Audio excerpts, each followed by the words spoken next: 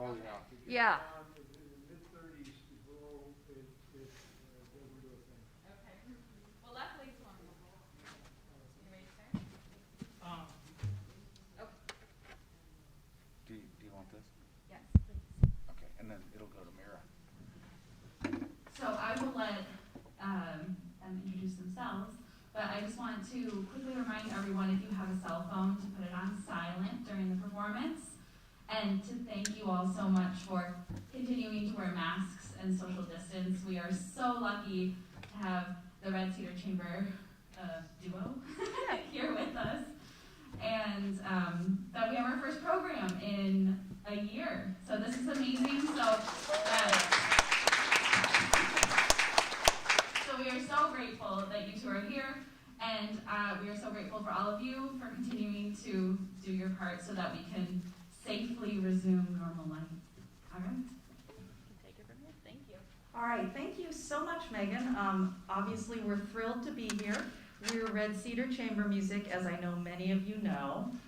My name's Mira Kim, and I'm the executive director. And over here we have Kerry Bostian. He's the artistic director. And we form the core ensemble with violin and cello.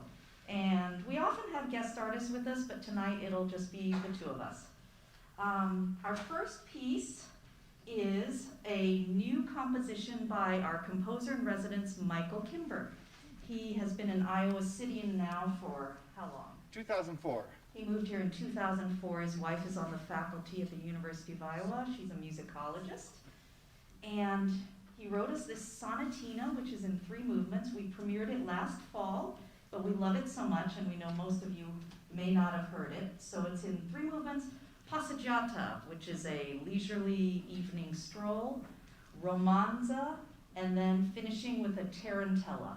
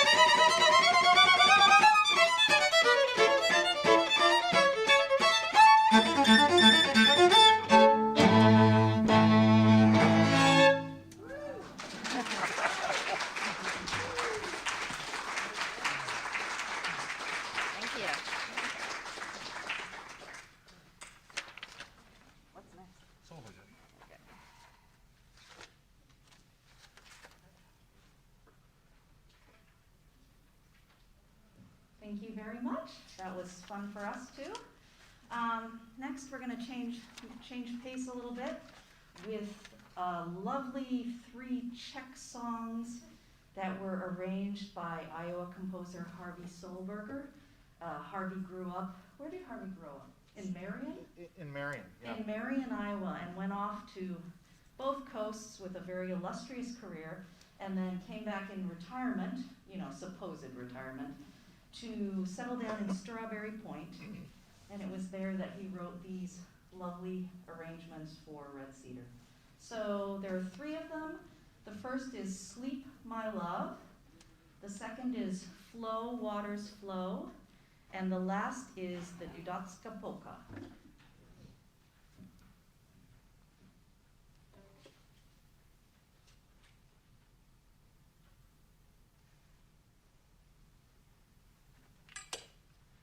I'm a little breathless in my mask, I must say. Whew. Let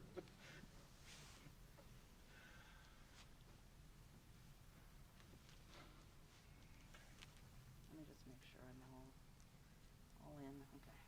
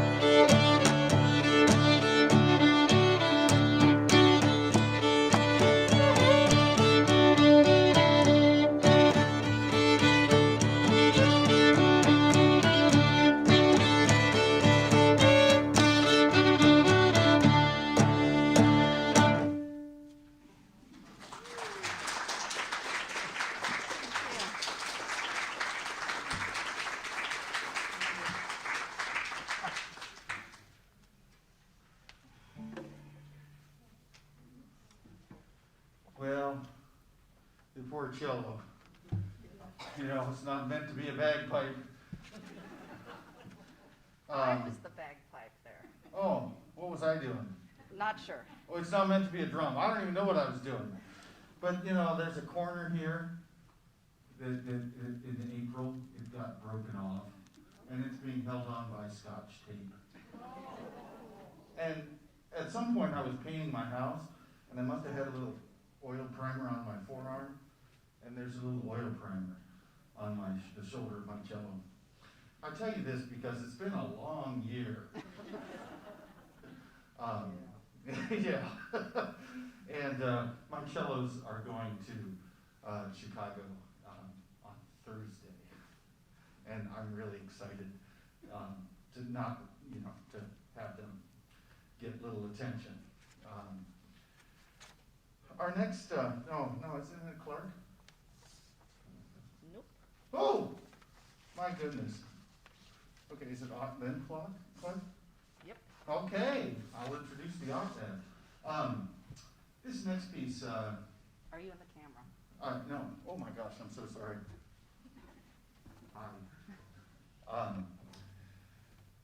This next piece is wonderful six-movement work by a living composer, David Ott, that was written for Jaime Laredo and Sharon Robinson, a cello-violin duo, very famous, much more famous than us.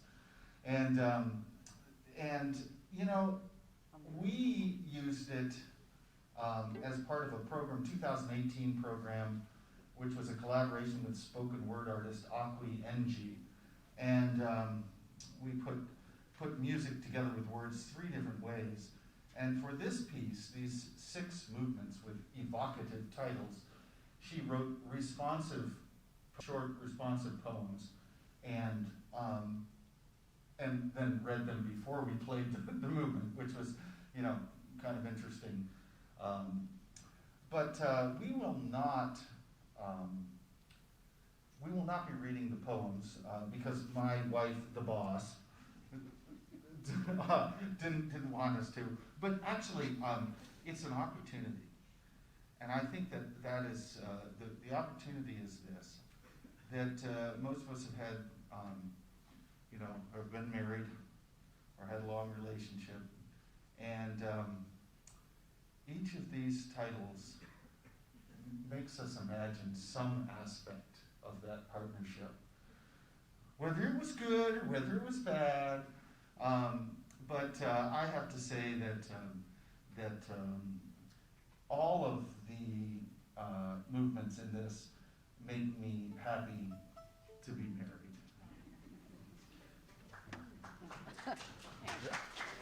You never said that it was a married couple and that we're a married couple. Oh yeah, okay, that's okay. You want to finish for me? No.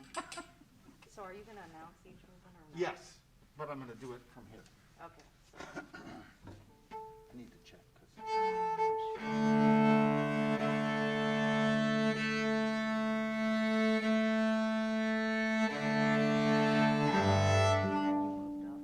I know.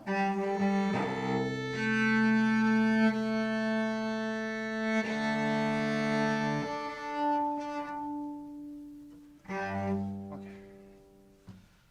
Serious thoughts.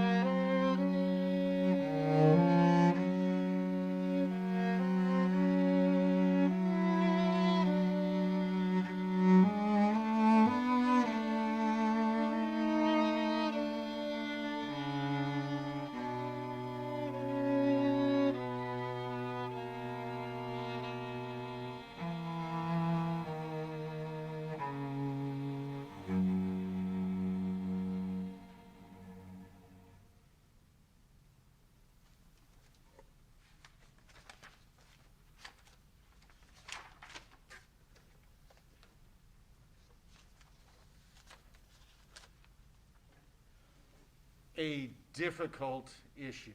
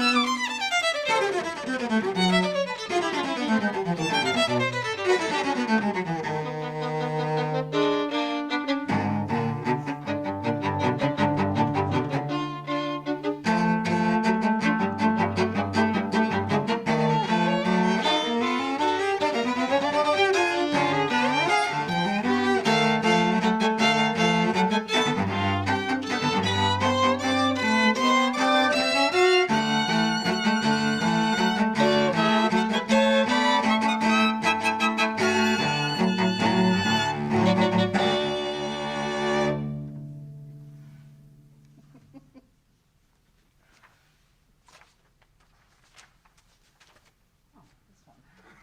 I remember this.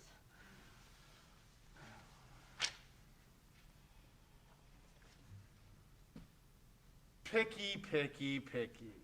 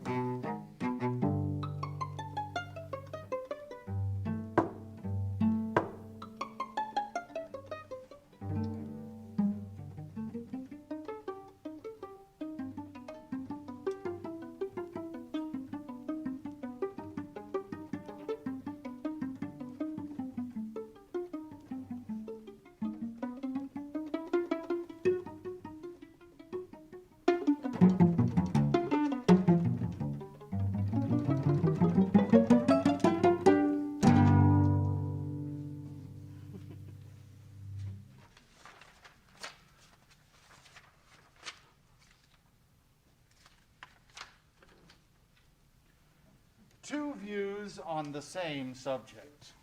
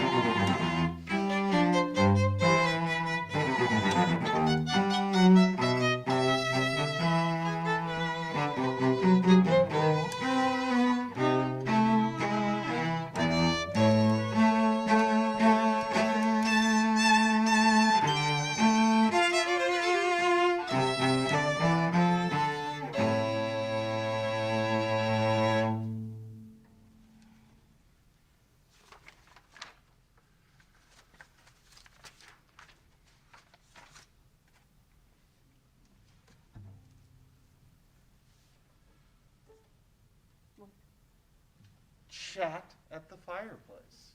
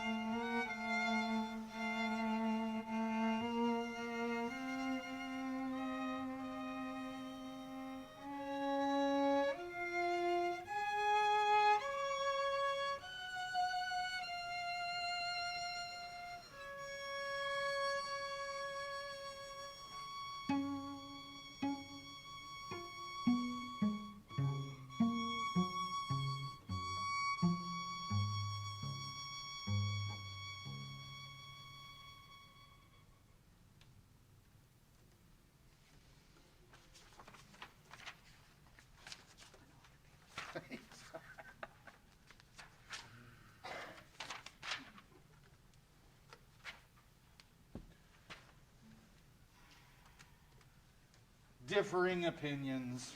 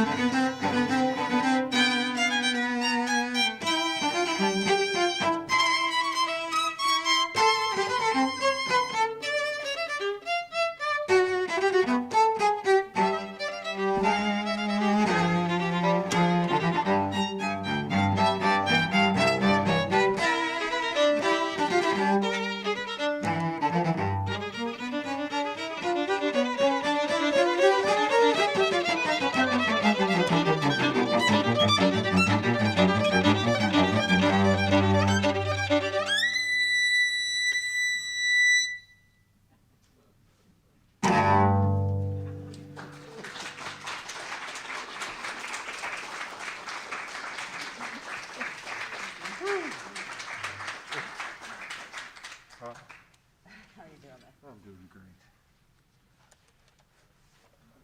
So it's Clark next. Clark next. You'll forgive a younger person's trip down memory lane. I went to college in 1985, and you know, fresh out of high school, didn't know much about much.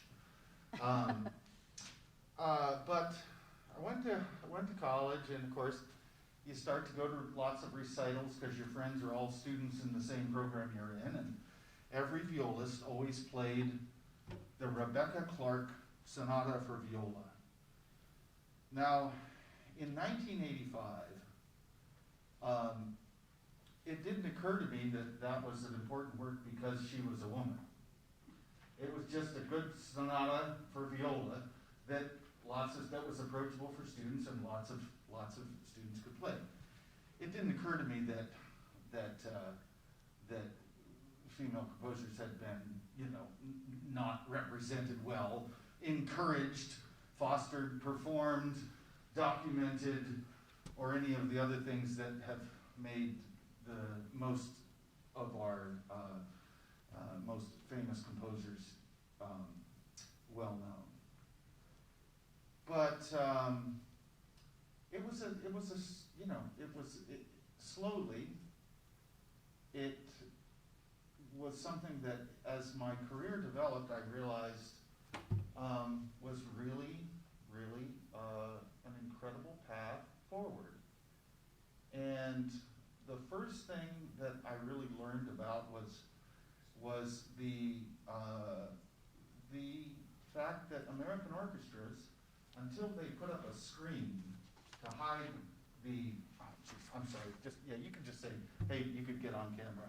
It's okay. Until they put up a screen to hide the identity and gender of the candidate, there were almost no women in professional orchestras. And they put up a screen and magically things started to happen for women in the industry. When I first began conducting as a graduate student, to however many years ago, we had heard very few female conductors. I wouldn't say that anybody has shattered the glass ceiling, but as far as conductors have gone, there has been a paradigm shift, and we have some great American conductors, but more so, there are many, many students interested in pursuing that field that are female. The same growth has happened with women composers, but frankly, I don't think we have experienced the paradigm shift yet.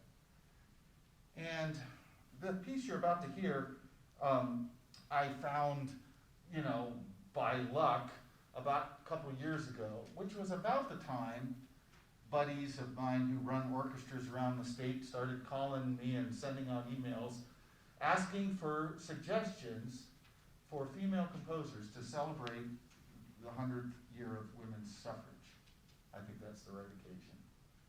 And we were in the midst of those programs when everything shut down. So at any rate, we're not playing this because it was written by a woman. We're playing it because it's a charming piece that caught my attention and has been on our list for a couple years. But this is the only thing on the program tonight that we've never performed before in public. So, Hope we don't crash and burn. yeah, I hope we don't crash and burn, and if we do, Rebecca, we're so sorry. Two moments. 2 movements, lullaby and grotesque.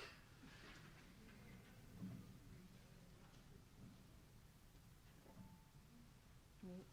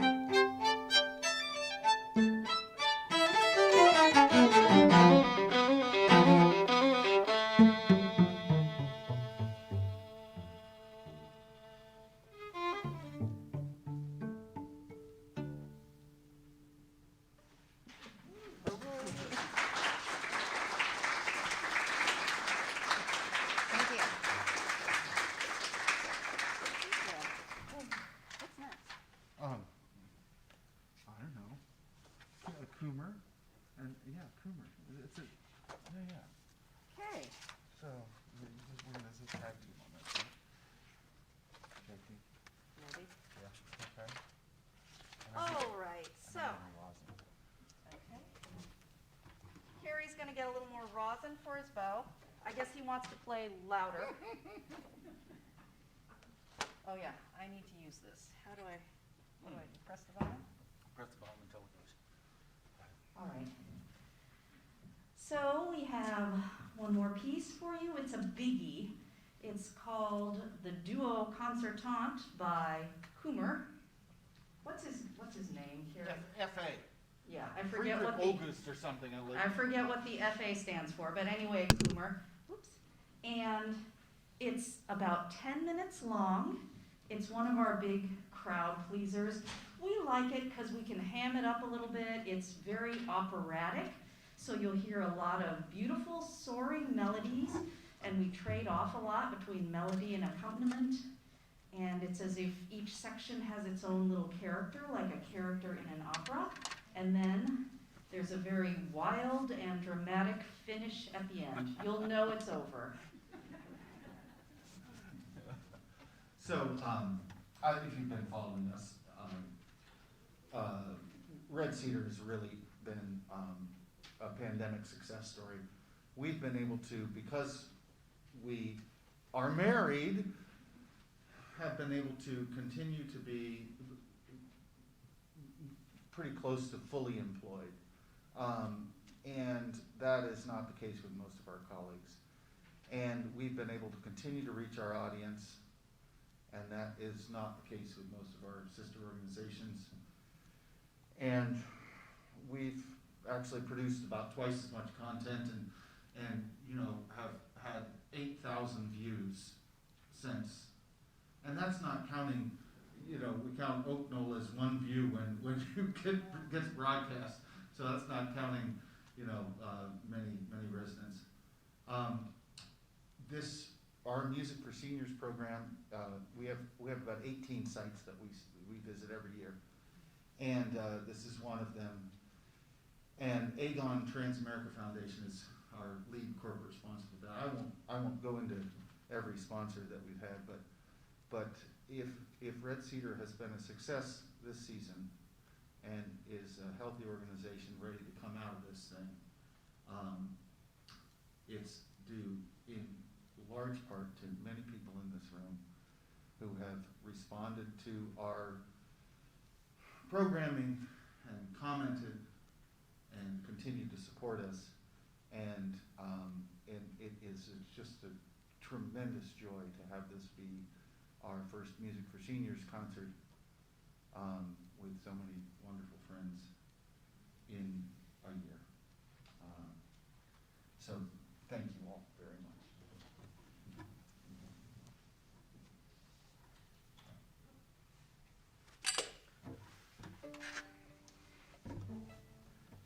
Want to play some cool? Oh, wait, don't forget about them. Actually, you know what? Get rid of that. Get rid of that. Sorry. There's a really tricky dramatic page turn, and I already screwed up once tonight, so she doesn't want me to mess up more. It's okay, I'm used to it.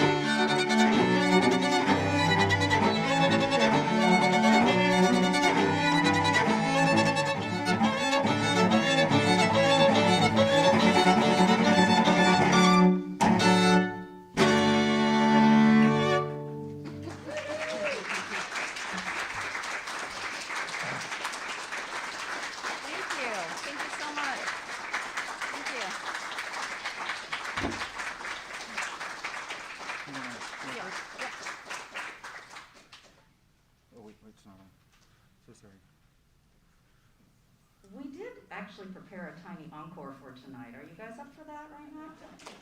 Okay. It's Minor Swing by Stefan Grappelli and Django Reinhardt.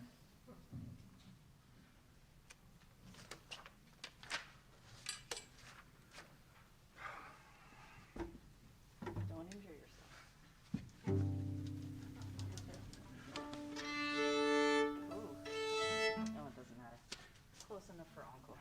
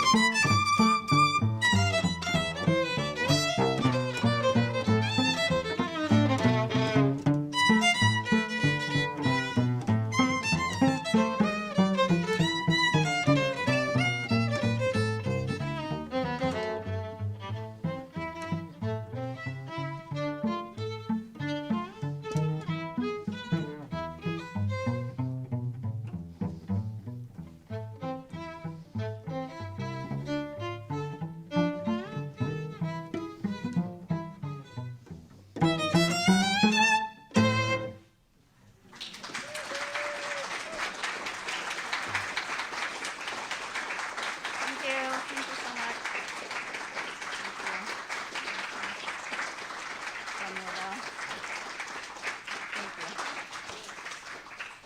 Thanks all so much. Thanks, Megan. You're welcome.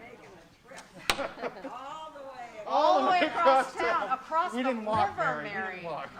Across the river. Yeah, we didn't walk like Mary does.